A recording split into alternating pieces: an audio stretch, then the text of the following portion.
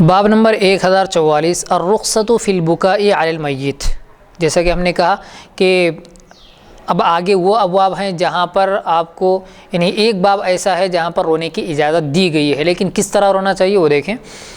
حدیث نمبر ہے 1862 اخبرنا علی بن حجر قال حدثنا اسماعیل هو ابن جعفر عن محمد بن عمرو بن حلحلة عن محمد بن عمرو بن عطاء ان سلمة بن الازرق قال سمعت ابا هريرة رضی اللہ عنہ قال مات المیت من آل رسول اللہ صلی اللہ علیہ وسلم فاجتمع النساء يبكين عليه فقام عمر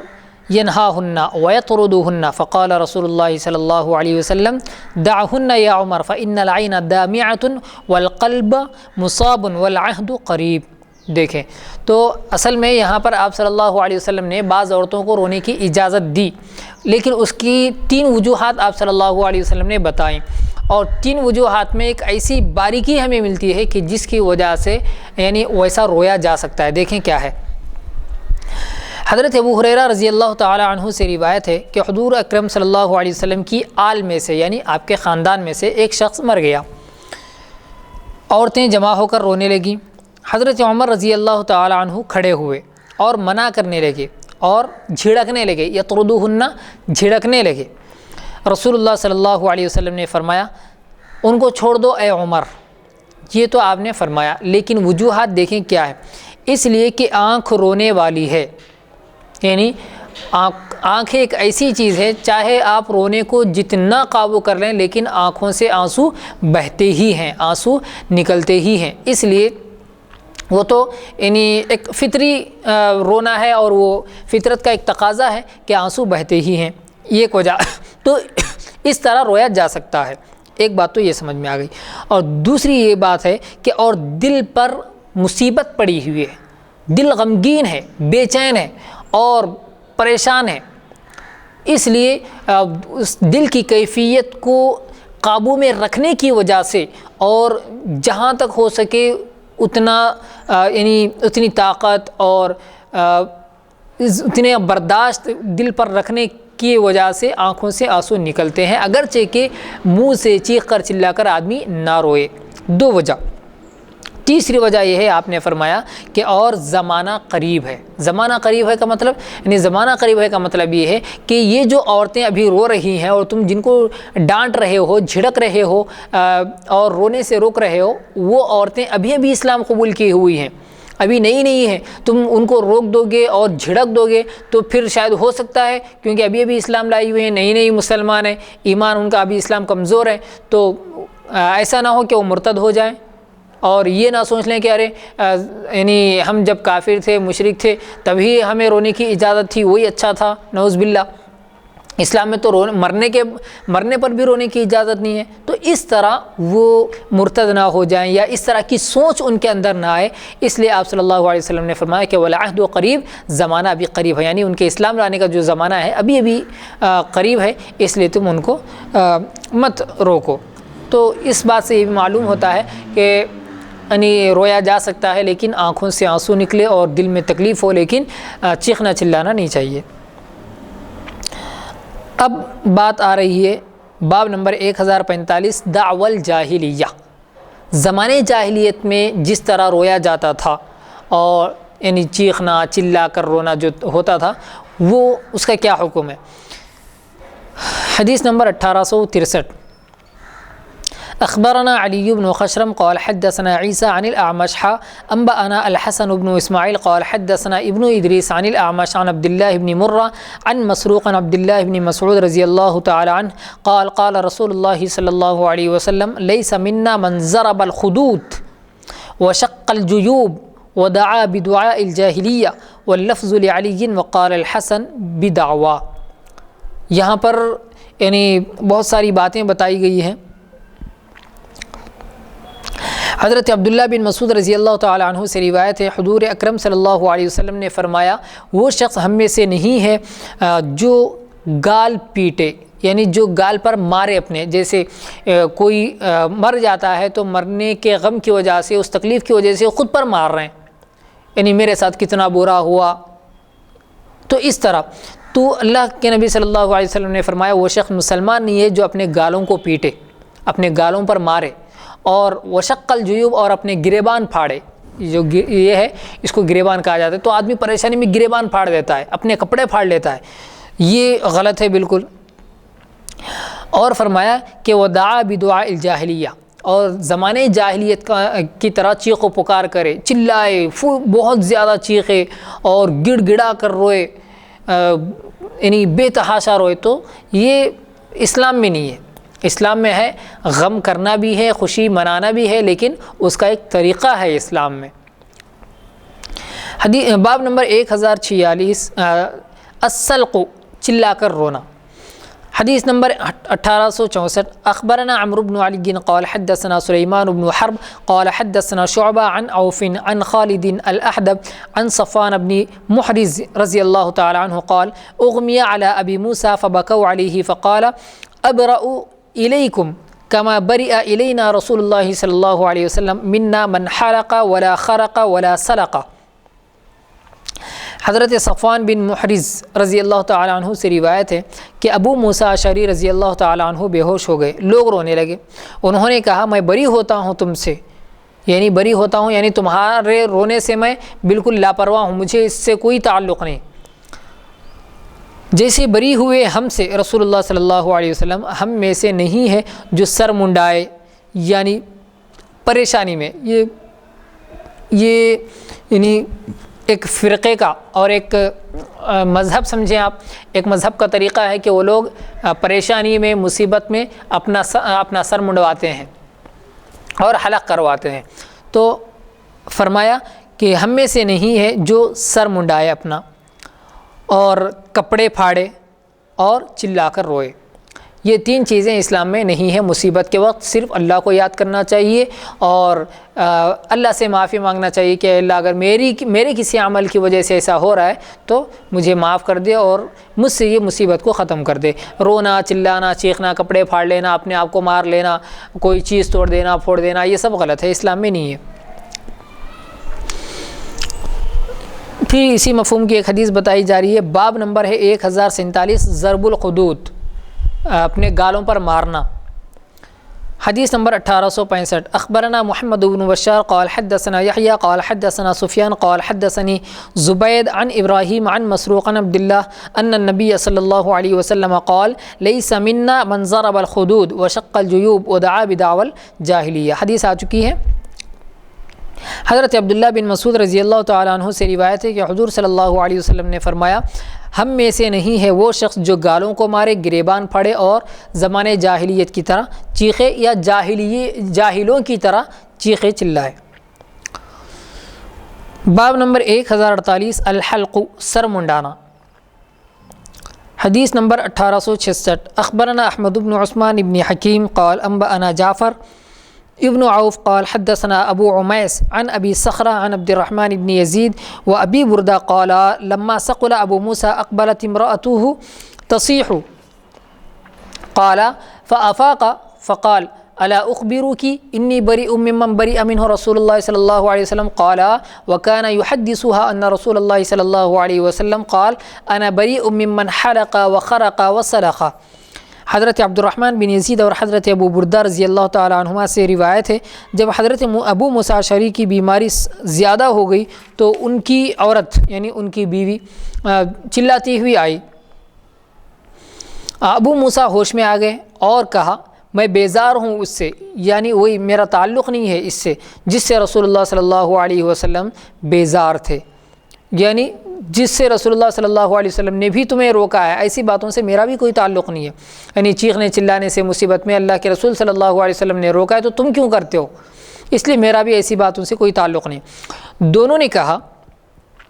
ابو موسیٰ ہم سے حدیث بیان کرتے تھے کہ حضور صلی اللہ علیہ وسلم نے فرمایا میں بیزار ہوں اس شخص سے جو سر منڈائے اور کپڑے پھاڑے اور چلا کر روئے. حدیث باب نمبر 1049 شق الجیوب, گریبان پھاڑ دینا. حدیث نمبر 1867 اخبرنا اسحاق بن منصور قال حدثنا عبد الرحمن قال حدثنا سفيان عن زبيد عن ابراهيم عن مسروق عن عبد الله عن النبي صلى الله عليه وسلم قال ليس منا من ضرب الخدود وشق الجيوب ودعا بدعوى الجاهليه. حضرت عبداللہ بن مسعود رضی اللہ تعالی عنہ سے روایت ہے کہ حضور صلی اللہ علیہ وسلم نے فرمایا ہم میں سے نہیں ہے جو شخص گال پیٹے، گریبان پھاڑے اور جاہلیت کی طرح چلائے۔ حضرت ابو موسیٰ سے روایت ہے۔ اور یہ جو آگے حدیث بیان کی جا رہی ہے، حدیث نمبر 1868، اخبرنا محمد بن المثنى قال حدثنا محمد قال حدثنا شعبہ عن منصور عن ابراہیم عن یزید بن اوسی عن ابی موسیٰ۔ حضرت ابو موسیٰ رضی اللہ تعالیٰ عنہ سے روایت ہے انہ اغمی علیہ، کہ وہ بے ہوش ہو گئے، فبکت ام ولد لہ، تو ان کی باندی یعنی ان کے بیٹے کی ماں، اس کو کہا جاتا ہے ام ولد۔ یہ اس وقت ہوتا ہے کہ جب کسی آدمی کی کوئی باندی ہو اور وہ آدمی یعنی وہ آقا اس باندی سے جمع کرے، ہم بستری کرے، اور اس کے نتیجے میں لڑکا یا لڑکی اس باندی سے پیدا ہو اور وہ آقا اس لڑکے کو اپنا بیٹا بھی مان لے، تو وہ باندی، وہ غلام عورت اس کی ام ولد بن جاتی ہے۔ اب تھوڑا اس کا درجہ بڑھ جاتا ہے۔ تو ابو موسیٰ اشعری رضی اللہ تعالیٰ عنہ کی باندی یعنی وہ ام ولد رونے لگی، فلما افاقا قال لها اما بلغکی ما قال رسول اللہ صلی اللہ علیہ وسلم، تو جب ان کو ہوش آیا ابو موسیٰ اشعری کو، تو انہوں نے کہا اپنی باندی سے یعنی ام ولد سے، کیا تجھے وہ بات نہیں پہنچی جو رسول اللہ صلی اللہ علیہ وسلم نے ارشاد فرمایا تھا؟ فسألناها، تو لوگوں نے ان سے پوچھا، ہم نے پوچھا یعنی لوگوں نے پوچھا،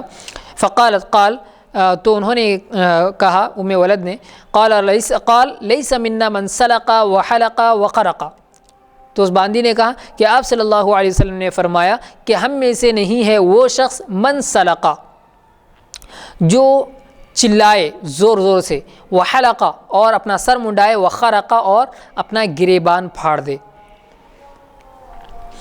حدیث نمبر 1869،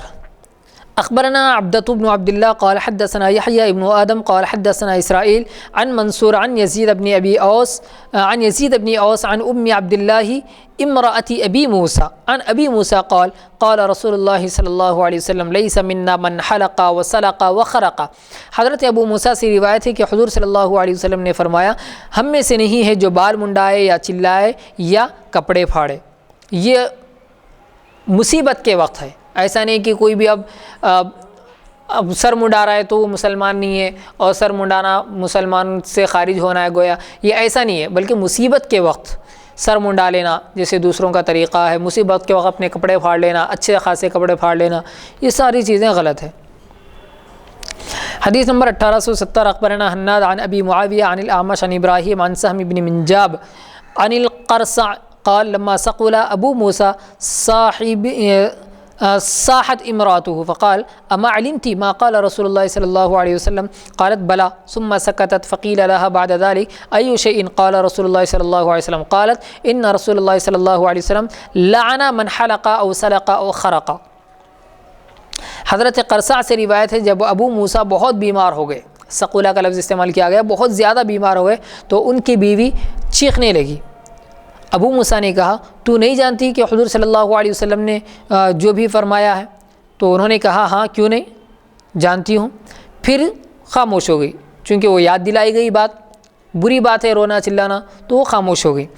اب لوگوں نے ان سے پوچھا کیا فرمایا حضور صلی اللہ علیہ وسلم نے؟ تو انہوں نے کہا کہ اللہ کے رسول صلی اللہ علیہ وسلم نے لعنت کیا ہے اس شخص پر جو حلق کرائے یعنی سر منڈائے اور روئے چلائے چیخے، خرقہ اور گریبان پھاڑے، اپنے کپڑے پھاڑ لے، ایسے شخص پر اللہ کے نبی صلی اللہ علیہ وسلم نے لعنت فرمائی ہے۔ باب نمبر 1050، الامر بالاحتساب والصبر عند المصیبہ، مصیبت میں صبر کرنا اور اللہ سے ثواب کی امید رکھنے کا حکم۔ حدیث نمبر 1871، اخبرنا سوید بن نصر قال انبأنا عبد الله عن عاصم بن سلیمان عن ابی عثمان قال حدثني اسامة بن زید قال ارسلت بنت النبی صلی اللہ علیہ وسلم الیہ ان ابنا لی قبض فأتنا فأرسل يقرأ السلام ويقول إن لله ما أخذ وله ما أعطى وكل شيء عند الله بأجل مسمى فلتصبر ولتحتسب. فأرسلت إليه تقسم عليه ليأتينها فقام ومعه سعد بن عبادة ومعاذ بن جبل وأبي بن كعب وزيد بن ثابت ورجال فرفع إلى رسول الله صلى الله عليه وسلم الصبي ونفسه تتقعقع ففاضت عيناه فقال سعد يا رسول الله ما هذا؟ قال هذا رحمة يجعلها الله في قلوب عباده وإنما يرحم الله من عباده الرحماء. حضرت اسامہ بن زید سے روایت ہے کہ رسول اللہ صلی اللہ علیہ وسلم کی صاحبزادی حضرت زینب رضی اللہ تعالی عنہا نے آپ کے پاس کہلا بھیجا کہ میرا لڑکا مرنے کے قریب ہے، یعنی آپ کا نواسہ. آپ تشریف لائے. آپ نے جواب میں کہلا بھیجا اللہ کا مال ہے، جو لے اور جو دے دے، اور ہر چیز کی مدت اس کے پاس مقرر ہے. صبر کرنا چاہیے اور اللہ سے ثواب مانگنا چاہیے. یہ اصل بات ہے کہ کبھی بھی کوئی مصیبت آئے تو صبر کرنا چاہیے اور اللہ سے ثواب کی امید رکھنا چاہیے کہ مجھے یہ جو مصیبت آئی ہے یا یہ جو نعمت مجھ سے چھین لی گئی ہے اللہ تعالیٰ مجھے اس پر اجر دے گا، ثواب دے گا. ایسی امید بھی رکھنا چاہیے اور صبر بھی کرنا چاہیے اس پر. انہوں نے پھر قسم دے کر کہلا بھیجا. آپ تشریف لائے. اس وقت آپ کھڑے ہوئے اور آپ کے ساتھ سعد بن عبادہ اور معاذ بن جبل اور ابی بن کعب اور زید بن ثابت اور دوسرے لوگ بھی تھے. رسول اللہ صلی اللہ علیہ وسلم کے سامنے وہ بچہ لایا گیا. اس کی سانس ٹوٹ رہی تھی، یعنی بالکل ختم پر تھی. آپ کی آنکھیں بھر آئیں، یعنی آپ کی آنکھوں میں آنسو آ گئے یہ دیکھ کر اپنے نواسے کی حالت یعنی مرنے کے قریب ہے. یہ دیکھ کر آپ کی آنکھوں میں آنسو آ گئے. سعد نے کہا یا رسول اللہ صلی اللہ علیہ وسلم یہ کیا ہے؟ آپ نے فرمایا یہ رحمت ہے جو اللہ اپنے بندوں کی دلوں میں رکھتا ہے اور اللہ انہی بندوں پر رحم کرتا ہے جو رحم کرتے ہیں. تو آنکھوں سے آنسو نکلنا مصیبت کے وقت اور بالخصوص کسی کے انتقال پر آنکھوں سے آنسو نکلنا یہ رحمت کی وجہ سے ہوتا ہے، اور یہ وہ رحمت ہے جو اللہ تعالیٰ اپنے رحم کرنے والے بندوں پر ڈالتا ہے اور ان کے دلوں میں رکھتا ہے. تو اگر ہم کسی پر رحم کریں گے تو اللہ تعالیٰ ہمیں بھی رحم کرنے والا بنائے گا اور خود اللہ تعالیٰ ہم پر بھی رحم کرے گا. جسے قرآن حدیث پاک میں آتا ہے کہ ارحموا من فی الارض یرحمکم من فی السماء، تم زمین والوں پر رحم کرو تم پر آسمان والا رحم کرے گا. تو اس لیے رحم کرنا چاہیے. بہرحال اس حدیث میں یہ بتایا گیا ہے کہ مصیبت کے وقت صبر کرنا چاہیے اور ثواب کی امید رکھنا چاہیے. حدیث نمبر 1872. اخبرنا عمرو بن علی قال حدثنا محمد بن جعفر قال حدثنا شعبہ عن ثابت قال سمعت انسا قال قال رسول اللہ صلی اللہ علیہ وسلم الصبر عند الصدمة الاولى. حضرت انس رضی اللہ تعالی عنہ سے روایت ہے کہ حضور صلی اللہ علیہ وسلم نے فرمایا صبر وہی ہے جو پہلے صدمے کے وقت ہو. یعنی مطلب یہ ہے کہ اب جیسے بار بار صبر کی تلقین کی جا رہی کہ صبر کرنا چاہیے، رونا نہیں چاہیے، یہ جو کہا جا رہا ہے تو یہ کب ہے؟ جب کہ آپ کو مصیبت پہنچی ہو، جب کہ آپ کو مصیبت آئی ہو فی الحال اور قریب ہوا ہو. اب ایسا نہیں کہ آپ کو مصیبت آئے اس کے بعد پھر 1 مہینہ گزر جائے، اب آپ کہہ رہے ہیں کہ میں نے صبر کر لیا، اب میں صبر کرتا ہوں، کیا کریں. تو یہ نہیں ہے. جب فوراً آپ کو مصیبت آتی ہے اور اس پر آپ صبر کرتے ہیں تو اس صبر کا آپ کو بدلہ ملتا ہے، اس صبر کا آپ کو ثواب ملتا ہے. اب انتقال ہو گیا، فوراً صبر کرنا چاہیے. انتقال ہو گیا، تدفین ہو گئی، کچھ دن گزر گئے، مہینے گزر گئے، اب اس کے بعد آپ کہہ رہے ہیں کہ اب کیا کرنا ہے، اب تو خیر صبر ہی کر لینا بہتر ہے. اب تو آپ کو نہ چاہتے ہوئے بھی صبر کرنا ہے. اس پر آپ کو ثواب نہیں ملے گا کیونکہ وقت جو ہے ایک مرہم ہے. چاہے جتنی بڑی پریشانی آ جائے، جتنی بڑی مصیبت آ جائے، جتنی بڑی تکلیف آ جائے، جیسے جیسے وقت گزرتا جاتا ہے اسی طرح وہ مصیبت، وہ پریشانی، وہ تکلیف کم ہوتی جاتی ہے. کیونکہ اللہ تعالیٰ نے وقت کے اندر ایک ایسی یعنی کہ گویا صلاحیت رکھی ہے، ایک ایسی قابلیت رکھی ہے کہ وقت جو ہے انسان کو اس کی تکلیف بھلا دیتا ہے. تو اصل جو مصیبت ہے وہ عند الصدمۃ الاولیٰ، جیسے ہی آپ کو مصیبت پہنچے فوراً آپ کو صبر کرنا ہے اور وہی صبر ثواب دیے جانے کے لائق ہے. حدیث نمبر 1873. اخبرنا عمرو بن علی قال حدثنا یحییٰ قال حدثنا شعبہ قال حدثنا ابو ایاس وهو معاویۃ بن قرہ عن قرة ان رجلا اتى النبي صلی اللہ علیہ وسلم ومعه ابن له فقال اتحبه فقال احبك الله كما احبه فمات ففقده فسأل عنه فقال ما يسرك الا تأتي بابا من ابواب الجنة الا وجدته عنده يسعى يفتح لك۔ حضرت قرہ مزنی سے روایت ہے کہ ایک شخص حضور صلی اللہ علیہ وسلم کے پاس آیا، اس کے ساتھ اس کا بیٹا تھا۔ آپ صلی اللہ علیہ وسلم نے اس سے پوچھا کیا تو اس کو چاہتا ہے؟ اس نے کہا اللہ آپ کو چاہے جیسے میں اس کو چاہتا ہوں، یعنی مطلب یہ ہے کہ میں اس کو بہت زیادہ چاہتا ہوں، بہت زیادہ۔ پھر وہ لڑکا مر گیا۔ آپ نے اس کو نہ دیکھا، اس کے باپ سے پوچھا، معلوم ہوا کہ مر گیا۔ آپ صلی اللہ علیہ وسلم نے اس کے باپ سے فرمایا کیا تو خوش نہیں ہوتا اس بات سے کہ تو جس دروازے پر جنت کے جائے گا، یعنی تو جنت کے جس دروازے پر جائے گا اپنے بچے کو پائے گا، وہ تیرے لیے کوشش کرے گا دروازہ کھولنے کی۔ یعنی یہ جو ہے یہ صبر کرنے کی وجہ سے، صبر کرنے کی وجہ سے اللہ تبارک و تعالیٰ ایسا بدلہ دے گا کہ وہاں پر جنت میں ایک دوسرے کو ملا دے گا اگر صبر کریں گے تو۔ اور پھر آگے بتایا جا رہا ہے کہ ثواب من صبر واحتسب، اور اس کا بدلہ بھی، یعنی جو صبر کیا اور ثواب کی امید رکھا تو اس کا کیا بدلہ ہے، اس کا کیا ثواب ہے۔ باب نمبر 1051 ثواب من صبر واحتسب، جو شخص صبر کرے اور اللہ سے ثواب کی امید رکھے تو اس کو کیا ثواب دیا جائے گا، کیا بدلہ دیا جائے گا۔ حدیث نمبر 1874 اخبرنا سوید بن نصر قال حدثنا عبداللہ قال انبأنا عمرو بن سعید بن ابی حسین ان عمرو بن شعیب كتب الى عبد الله بن عبد الرحمن بن ابی حسین يعزيه بابن له هلك، وذكر في كتابه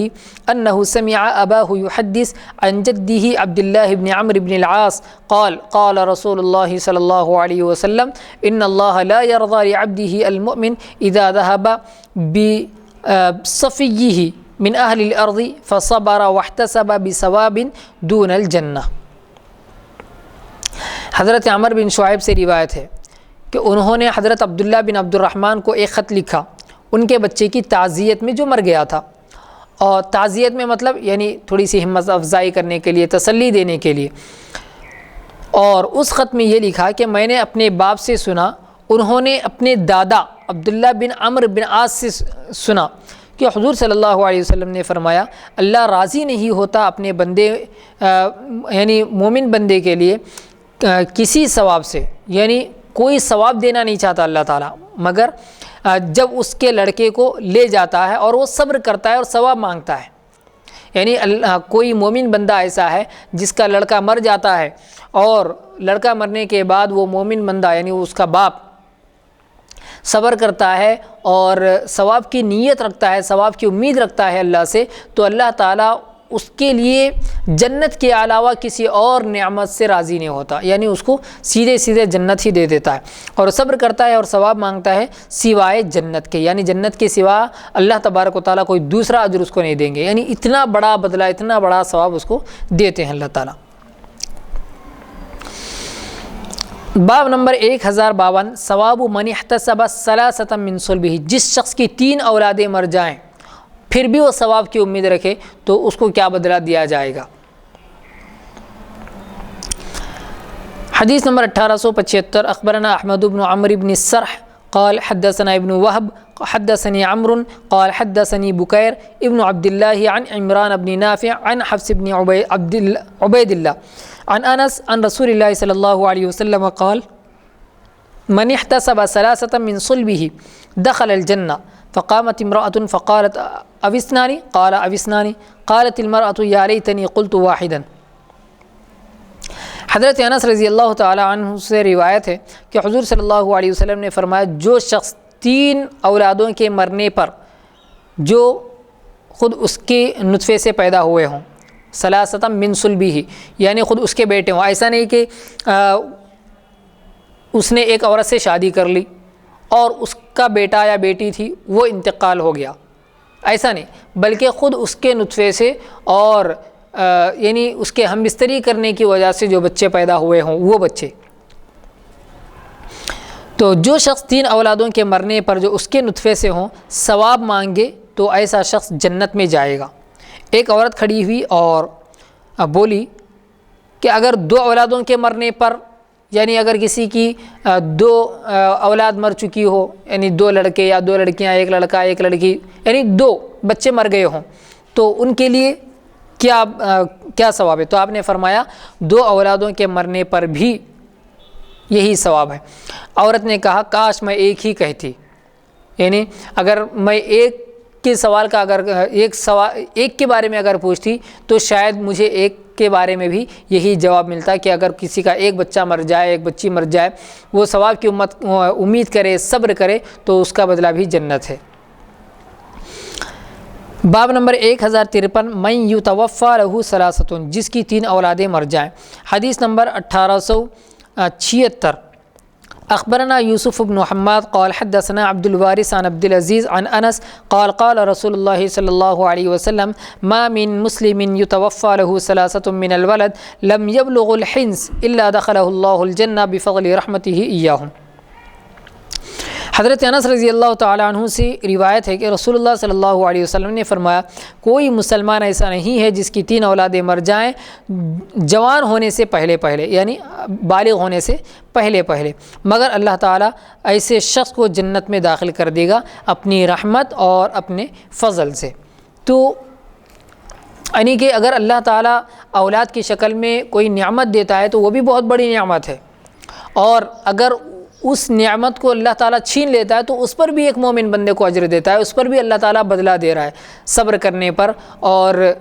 ثواب کی امید رکھنے پر۔ یہ اللہ تعالیٰ کا کرم اور یہ اللہ تعالیٰ کی رحمت ہے اپنے بندوں پر، جیسا کہ ہم نے اس سے پہلے کبھی کہا کہ رحمت حق بہانہ بھی جو ہے کہ اللہ تعالیٰ کی جو رحمت ہے وہ ہمیشہ بہانہ تلاش کرتی ہے کہ کس بہانے سے، کس چھوٹی چھوٹی نیکی پر، چھوٹے چھوٹے عمل پر اس کو بدلہ دیا جائے، رحمت دی جائے۔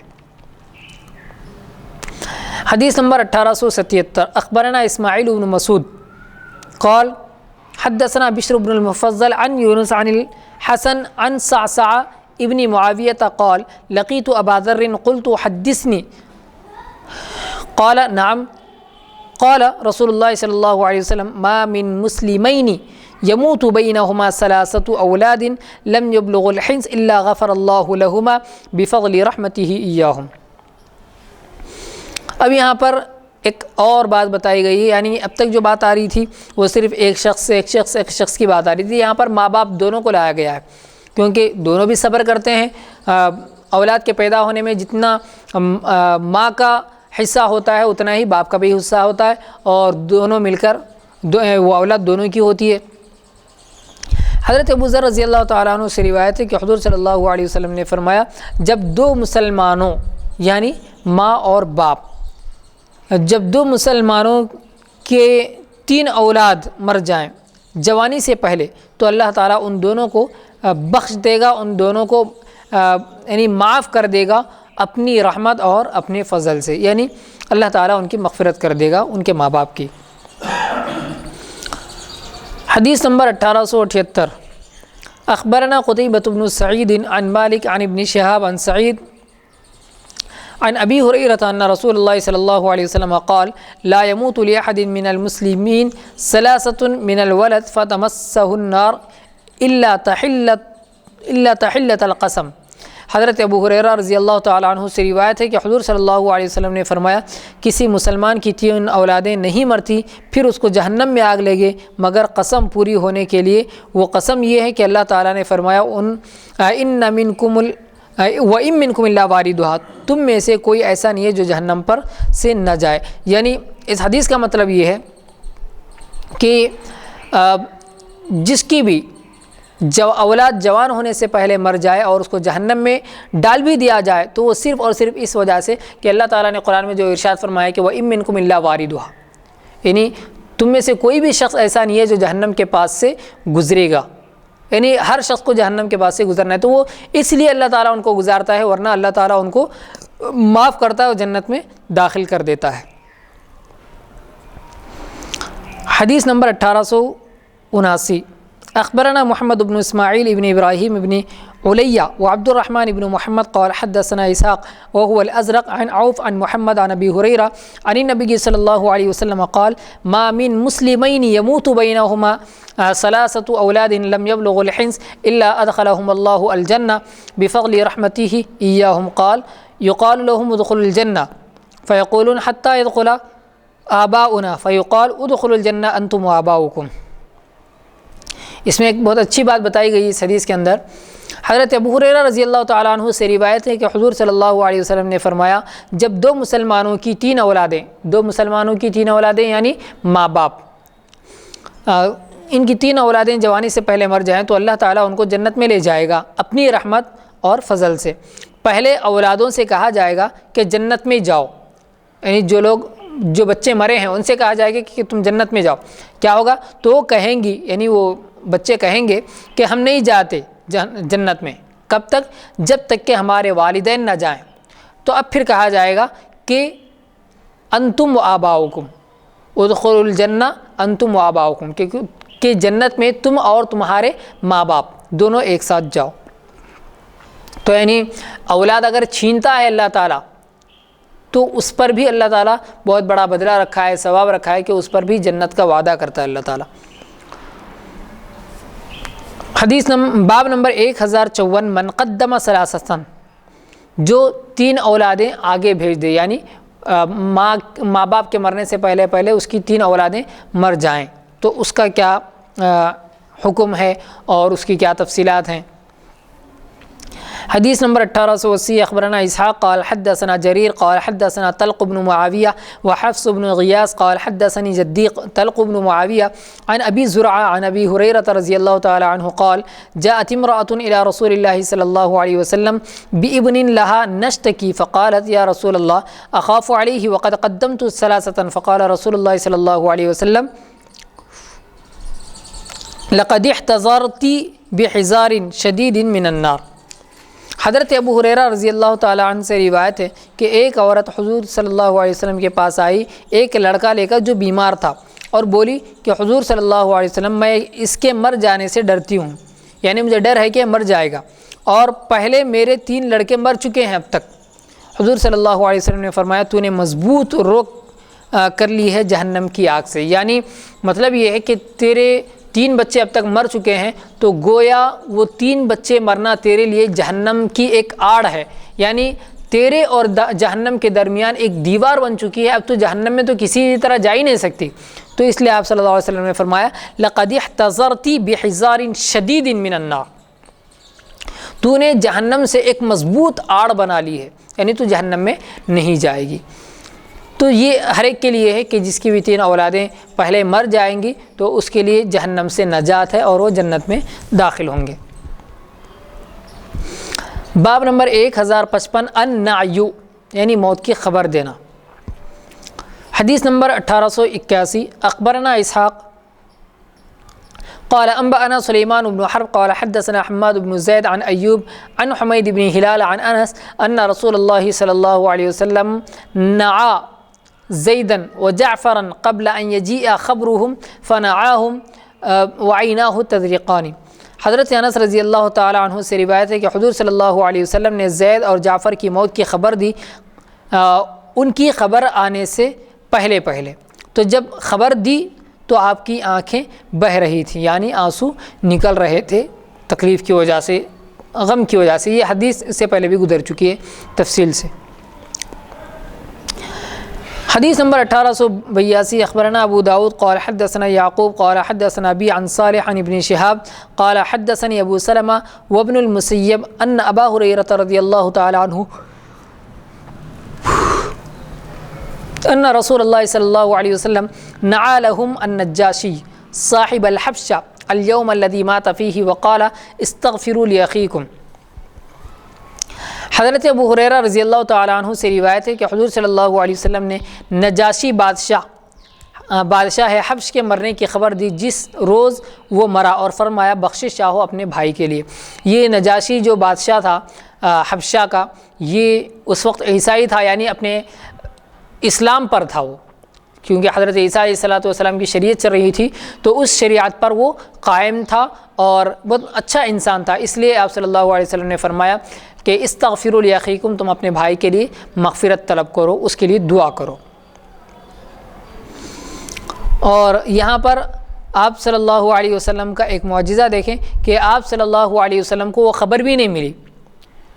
بلکہ غیب سے آپ صلی اللہ علیہ وسلم کو بتایا گیا کہ نجاشی بادشاہ مر چکا ہے، اس کا انتقال ہو چکا ہے۔ تو آپ صلی اللہ علیہ وسلم نے اسی دن، جس دن اس کا انتقال ہوا، اسی دن صحابہ کے سامنے بتایا کہ نجاشی بادشاہ مر چکا ہے، اس کے لیے تم استغفار کرو، یعنی مغفرت طلب کرو، اس کے لیے دعائیں کرو۔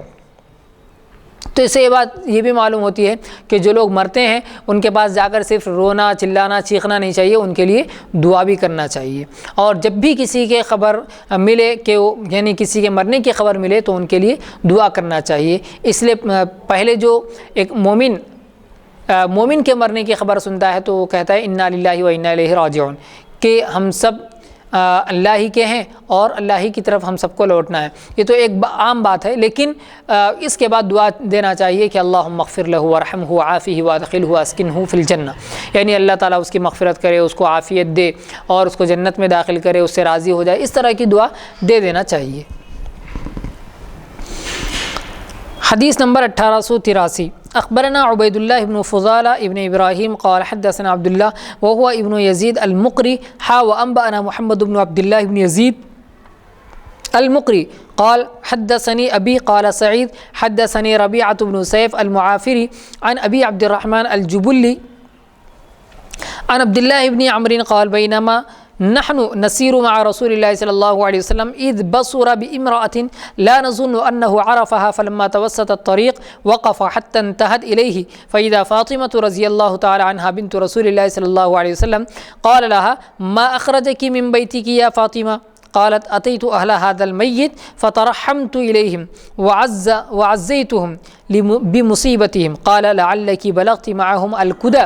قالت معاذ الله أن أكون بلغتها وقد سمعتك تذكر في ذلك ما تذكر فقال لها لو بلغتها معهم ما رأيت الجنة حتى يراها جد أبيك۔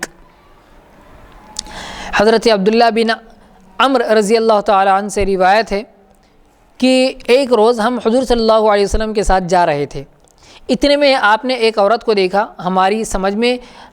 آپ نے اس کو نہیں پہچانا، شاید آپ صلی اللہ علیہ وسلم اس عورت کو نہیں پہچانے۔ جب بیچ راستے میں پہنچے تو آپ کھڑے ہو گئے، یہاں تک کہ وہ عورت آپ صلی اللہ علیہ وسلم کے پاس آ گئی۔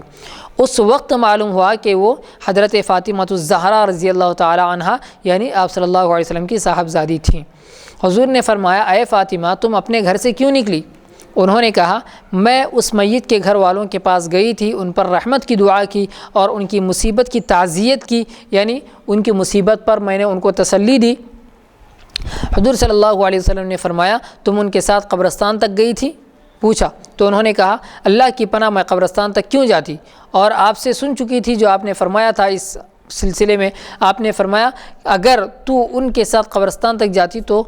جنت کو نہ دیکھتی، یہاں تک کہ تمہارے باپ کے دادا یعنی عبد المطلب جو آپ کے دادا تھے نہ دیکھتے، اور وہ تو کبھی نہ دیکھیں گے اس لیے کہ ان کی موت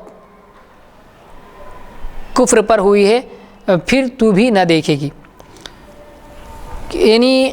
عبد المطلب ان کے بارے میں شاید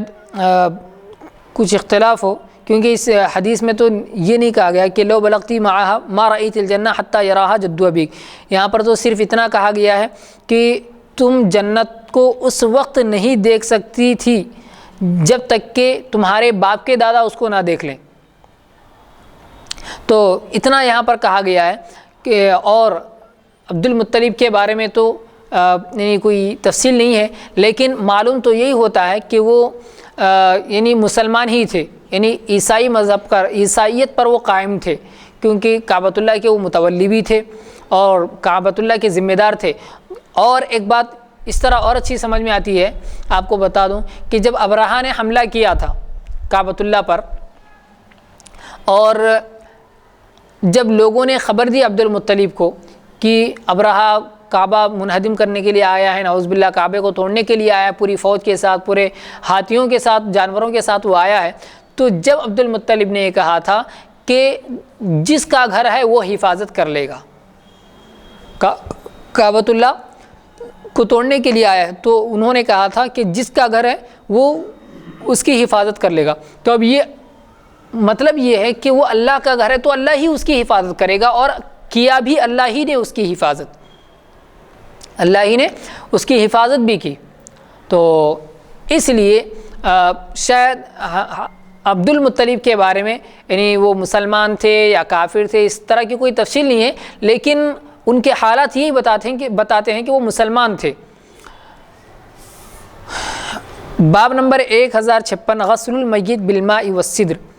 لیکن اس حدیث میں ایک بات اور یہ معلوم ہوتی ہے کہ عورتوں کو قبرستان نہیں جانا چاہیے، عورتوں کو قبرستان نہیں جانا چاہیے. جیسے کیونکہ حضور اکرم صلی اللہ علیہ وسلم نے فرمایا کہ اگر تم قبرستان جاتی تو پھر جنت کو نہیں دیکھ سکتی تھی جب تک کہ تمہارے باپ کے دادا یعنی عبد المطلب نہ دیکھ لیتے. تو یعنی مطلب یہ ہے کہ قبرستان نہیں جانا چاہیے، بری بات ہے. باب نمبر 1056 غسل المیت بالماء والسدر. میت کو پانی اور بیری کے پتوں سے غسل دینا. حدیث نمبر 1884 اخبرنا قتيبة عن مالك عن أيوب عن محمد بن سيرين أن أم عطية الأنصارية قالت دخل علينا رسول الله صلى الله عليه وسلم حين توفيت ابنته فقال أغسلنها ثلاثا أو خمسا أو أكثر من ذلك إن رأيتن ذلك بماء وسدر وجعلنا في الآخر كافورا أو شيئا من كافور فإذا فرغتن فآذنني فلما فرغنا آذناه فأعطانا حقره فقال اشعرنها إياه. حضرت ام عطیہ انصاریہ سے روایت ہے کہ حضور صلی اللہ علیہ وسلم ہمارے پاس آئے جب آپ کی بیٹی زینب رضی اللہ تعالیٰ عنہ کا انتقال ہوا.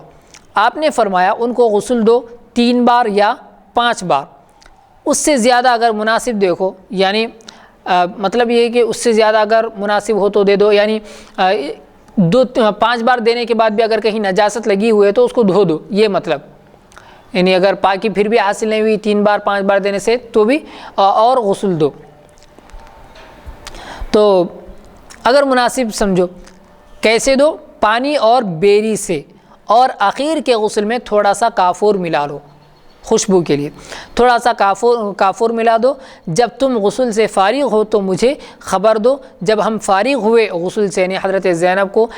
غسل دے کر فارغ ہوئے تو ہم نے خبر دی. آپ صلی اللہ علیہ وسلم نے اپنا تہبند دیا. تہبند یعنی جو شلوار کے ٹائپ میں جو استعمال کیا جاتا ہے، یعنی لنگی کا کپڑا سمجھیے، لنگی. تو تہبند دیا اور فرمایا یہ ان کے بدن پر لپیٹ دو، یعنی کفن کے نیچے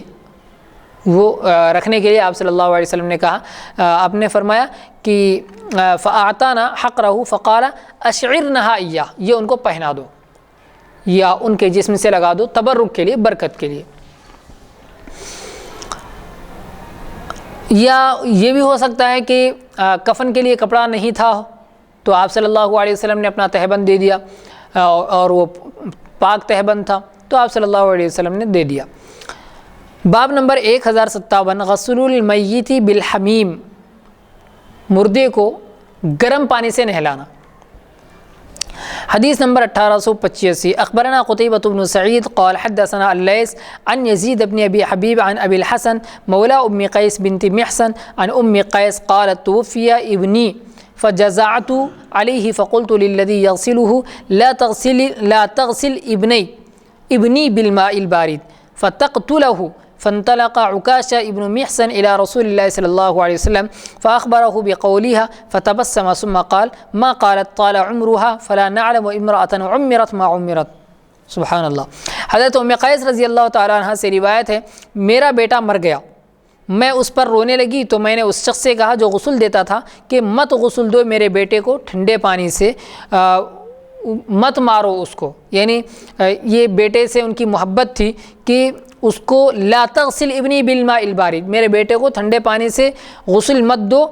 فتقتلہ، ورنہ وہ قتل ہو جائے گا. یعنی تم ٹھنڈے پانی سے غسل دے کر اس کو مار دو گے، حالانکہ پہلے سے وہ مرا ہوا ہے. یہ محبت کی بات تھی. یہ سن کر عکاشہ بن محصن حضور صلی اللہ علیہ وسلم کے پاس گئے اور آپس میں بیان کیا، یعنی ام قیس کا قول، قیس کی ماں کا قول بتایا حضور صلی اللہ علیہ وسلم کو جا کر، تو آپ نے تبسم فرمایا، یعنی آپ نے مسکرایا، یعنی پہلے سے مرا ہوا ہے، پھر لوگوں کو کہہ رہے ہیں کہ ٹھنڈے پانی سے غسل مت دو وہ مر جائے گا پھر، تو یہ سن کر آپ صلی اللہ علیہ وسلم مسکرائے، اور آپ نے فرمایا اور کہا، کیا کہا ام قیس نے؟ یہ کہہ کر پھر آپ نے فرمایا دراز ہو اس کی عمر، یعنی اللہ تعالیٰ اس کی عمر لمبی کر دے۔ یہ دعا جیسے آپ صلی اللہ علیہ وسلم نے ام قیس کو دی عکاشہ کے سامنے، تو کہتے ہیں عکاشہ کہ فلا نعلم امرأۃ عمرت ما عمرت، یعنی ہم پھر کسی ایسی عورت کو نہیں جانتے کہ جتنی عمر ام قیس سے زیادہ کسی کو ملی ہو، یعنی عورتوں میں سب سے زیادہ عمر جو ملی تھی اس کے بعد جو ہم نے دیکھا وہ ام قیس ہی تھی، جس کو اتنی لمبی عمر دی گئی صرف اور صرف رسول اللہ صلی اللہ علیہ وسلم کی دعا دینے کی وجہ سے، وہ بھی صرف باتوں ہی باتوں میں آپ صلی اللہ علیہ وسلم نے دعا دی تھی، تو اس طرح ان کی عمر دراز ہو گئی تھی۔ تو بہرحال یعنی غسل المیت بالحمیم، گرم پانی سے غسل دینے کے بارے میں بات چل رہی ہے، تو گرم پانی سے میت کو غسل دیا جا سکتا ہے، لیکن وہ پانی تھوڑا سا کنکنا ہو، یعنی زیادہ ٹھنڈا بھی نہ ہو زیادہ گرم بھی نہ ہو، وہ اس وجہ سے کہ گرم پانی اپنے اندر ایک ایسا اثر رکھتا ہے کہ وہ گندگی کو دور کرتا ہے، اور جو بدبو ہے وہ بدبو کو ختم کرتا ہے، جو میل لگا ہوا ہے اس میل کو ختم کرتا ہے، لیکن ٹھنڈے پانی کے اندر وہ صلاحیت نہیں ہوتی کہ جو جیسے مثال کے طور پر کوئی ایسا میل ہو جو پگھلنے سے نکلتا ہو، تو بعض ایسا میل بھی ہوتا ہے، تو گرم پانی سے یعنی ایک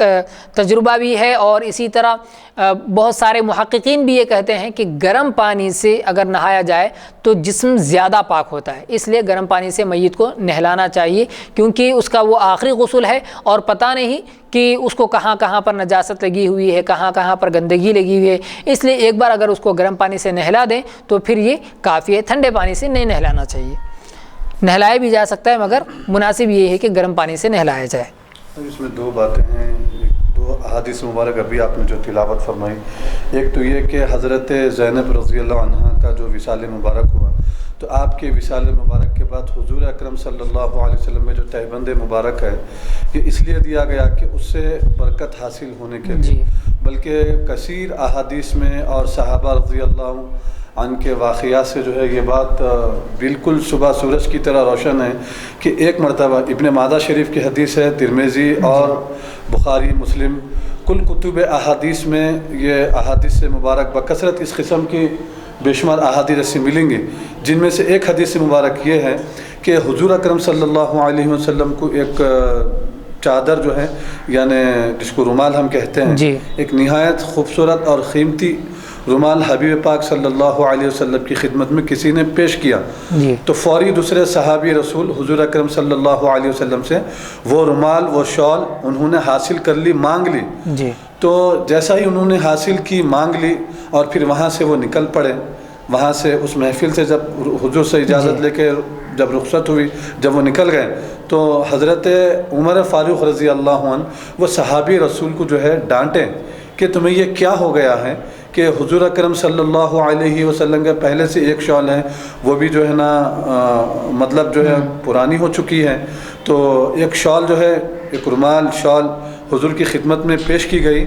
آپ نے اسے کیوں حاصل کی؟ آپ رہنے دیتے حضور اکرم صلی اللہ علیہ وسلم کے پاس، آپ نے کیوں لی؟ تو وہ عرض کرتے ہیں غالباً انہوں نے وہ صحابی رسول قسم کھا کر اس کی بولے قسم با خدا،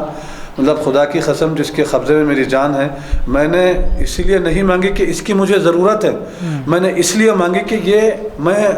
جب میں مر جاؤں، جب میرا انتقال ہو جائے گا تو میں اسے کفن کے طور پر میں اسے جو ہے یعنی اس کو اپنا کفن بناؤں، میں نے اسے اپنے کفن کے طور پر حضور اکرم صلی اللہ علیہ وسلم سے حاصل کیا ہے، مانگا ہے تاکہ مجھے اس کی برکت مل جائے۔ تو ایسے بے شمار احادیث مبارک ہے، اور ایک ہے برکات مصطفیٰ، پروفیسر علامہ ڈاکٹر طاہر القادری قبلہ حفظ اللہ کی ایک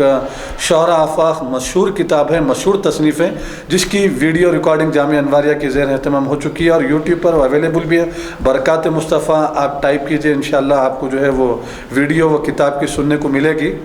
تو اس میں یہی ہے کہ حضور اکرم صلی اللہ علیہ وسلم جس دستر سے آپ جو ہے اپنا دست مبارک یعنی اپنا ہاتھ آپ کھانے کے بعد پوچھا کرتے تھے تو صحابہ فرماتے ہیں کہ ہم نے اسے آگ میں ڈالا دیکھنے کے لیے کہ اس کو آگ میں جلانے کی کوشش کی تو دستر جو ہے ذرہ برابر جلنا تو بہت دور کی بات ہے، بلکہ اس کو ذرا سا یعنی کالک بھی نہیں لگی، اس کو کالک بھی نہیں لگی، یعنی وہ کپڑا جلا نہیں جس کو آپ صلی اللہ علیہ وسلم جس کپڑے سے آپ پوچھا کرتے تھے کھانے کے بعد جی۔ تو اکثر صحابہ حضور اکرم صلی اللہ علیہ وسلم سے برکتیں حاصل کرنے کے لیے، اصول برکت کے لیے غالباً حضرت معاویہ رضی اللہ عنہ کا جو ہے ایک معاویہ رضی اللہ عنہ کا ایک واقعہ ہے کہ آپ حضور اکرم صلی اللہ علیہ وسلم کے ناخن مبارک جو میرے پیارے نبی صلی اللہ علیہ وسلم نے کاٹا ہے تو اسے آپ نے کسی صحابی سے حاصل کیا، معلوم ہوا کہ کسی صحابی کے پاس حضور اکرم صلی اللہ علیہ وسلم کے ناخن مبارک رکھے ہوئے ہیں، تو انہوں نے وہ صحابی سے عاجزی وہ انکساری کے ساتھ گزارش کر کے حضور اکرم صلی اللہ علیہ وسلم کے وہ ناخن مبارک حاصل کیے، نہ صرف حاصل کیے بلکہ وہ حاصل کرنے کے بعد لینے کے بعد آپ نے وصیت کی کہ جب میرا انتقال ہو جائے تو میرے سرانے حضور اکرم صلی اللہ علیہ وسلم کے یہ ناخن مبارک رکھ دیا جائے۔ جی۔ حضرت معاویہ رضی اللہ عنہ نے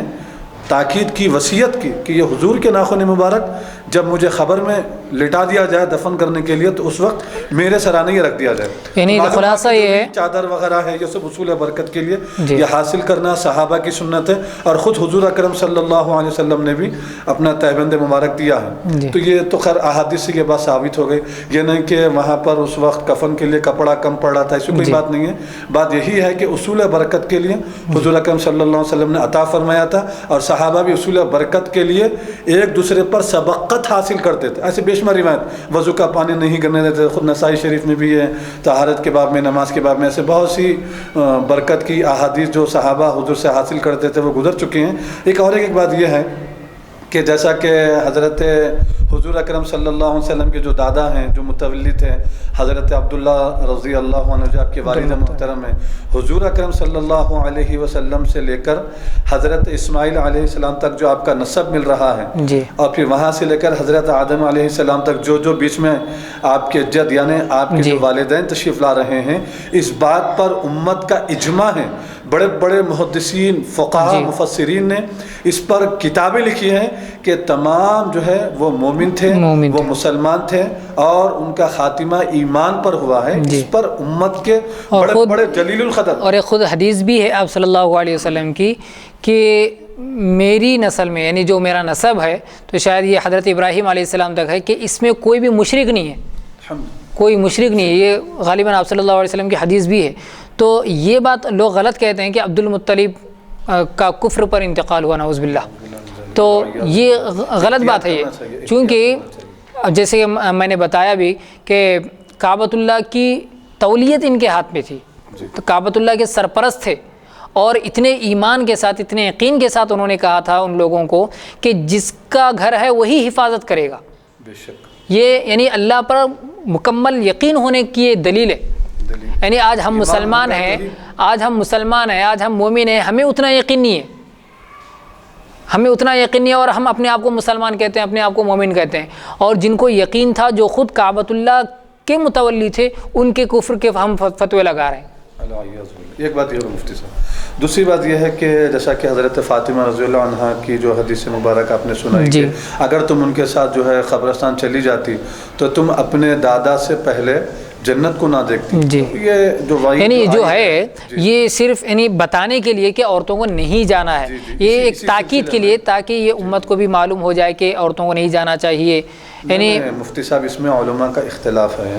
اور پھر اس پر پوری امت کا اجماع ہے۔ بخاری شریف کی حدیث ہے، مسلم شریف کی حدیث ہے، بے شمار کتابوں کی حدیث مبارک ہے کہ اس جیسی احادیث مبارک، جن میں سے ایک امام نسائی نے جو یہاں پر روایت کی ہے، جو حدیث آپ نے ابھی تلاوت کر سنائی ہے، تو اس وقت صحابہ نئے اسلام میں داخل ہو رہے تھے، کیونکہ وہ 360 بتوں کی مختلف یعنی پوچھتے تھے، ان کی عبادت کیا کرتے تھے۔ اگر حضور اکرم صلی اللہ علیہ وسلم جب صحابہ نئے اسلام میں داخل ہوئے، اگر انہیں جو ہے قبروں کی زیارت کی اجازت دے دیتے تو پھر وہی چیزیں ان کو جو ہے تازہ ہو جاتی، جو بت پرستی میں سجدہ کرنا،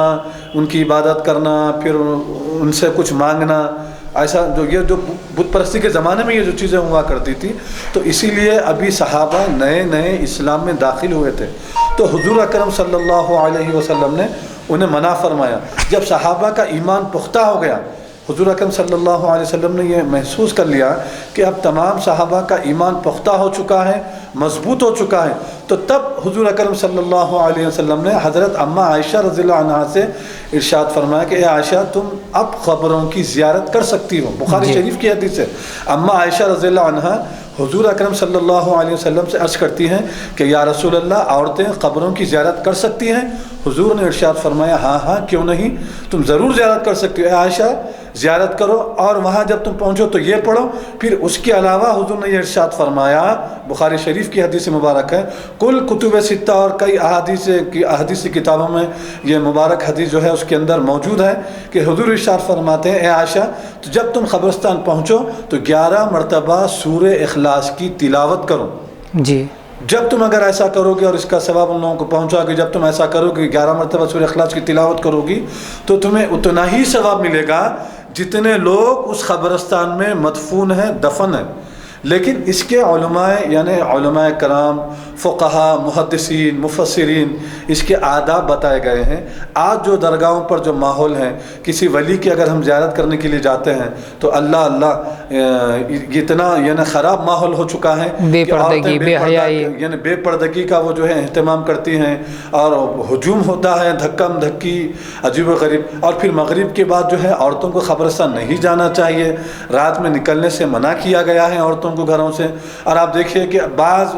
اولیاء کے جو بارگاہیں ہیں، بس اولیاء اللہ کی جو درگاہیں ہیں وہاں پر عورتیں وہیں رہ رہی ہیں، رات میں بھی وہ وہیں رکی ہوئی ہوتی ہیں، وہیں رہ جاتی ہیں اور دن بھر وہیں رہتی ہیں۔ تو یہ جو ہے بے پردگی اور بے سلیقگی جو شریعت کی جو خلاف ورزی ہے، ایسی زیارت کرنے سے اسلام میں نہ صرف منع ہے بلکہ سختی کے ساتھ روکا گیا ہے۔ تو ہم کو رکنا چاہیے۔ زیارت اگر آپ پردے کے اہتمام کے ساتھ اگر آپ کرنا چاہتی ہیں اور پھر وہاں پر عورتوں کے لیے ایک الگ انتظام ہو،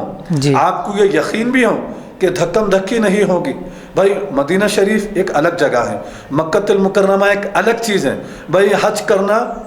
فرض ہے، حضور اکرم صلی اللہ علیہ وسلم کی زیارت کرنا یہ واجب ہے، یہ ضروری ہے۔ تو یہاں پر تو دھکم دھکی تو ماننا ہی نہیں چاہیے، لیکن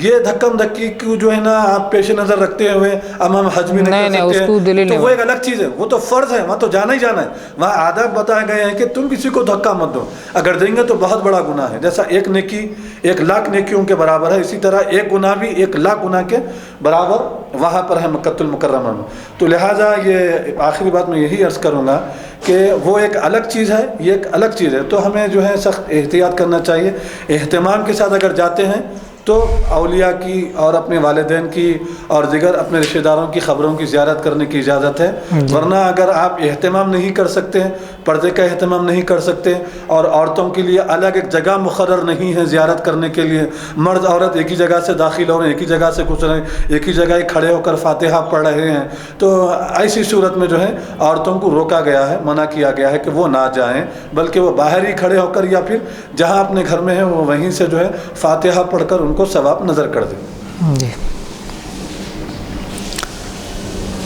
ثم قال ما قالت طال عمرها فلا نعلم امرأة عمرت ما عمرت۔ تو حضرت ام قیس کی جو بات تھی کہ میرے بچے کو ٹھنڈے پانی سے مت نہلاؤ، یہ سن کر آپ صلی اللہ علیہ وسلم مسکرانے لگے اور فرمایا ان کی بات پر کہ اللہ تعالیٰ اس کی عمر دراز کرے۔ تو یہ عکاشہ کہتے ہیں کہ ہم نے پھر ان کے بعد یعنی ام قیس کے علاوہ کسی ایسی عورت کو نہیں دیکھا کہ جس کی عمر ام قیس کی عمر کے برابر ہو، یعنی اتنی لمبی عمر ام قیس کے علاوہ کسی کو نہیں ملی۔ تو انشاءاللہ اگلی نشست میں ہم یعنی میت کے جو اعضاء ہیں کہ کیسے دھونا چاہیے، کتنے مرتبہ اس کو دھونا چاہیے، غسل کا کیا طریقہ ہے، وہ انشاءاللہ ہم اگلی نشست میں بتائیں گے۔ بس اللہ رب العزت سے دعا ہے کہ اللہ تعالی ہم تمام کو کہنے سننے سے زیادہ عمل کی توفیق عطا فرمائے، احادیث پر عمل کرنے کی توفیق عطا فرمائے۔ وآخر دعوانا ان الحمد للہ رب العالمین۔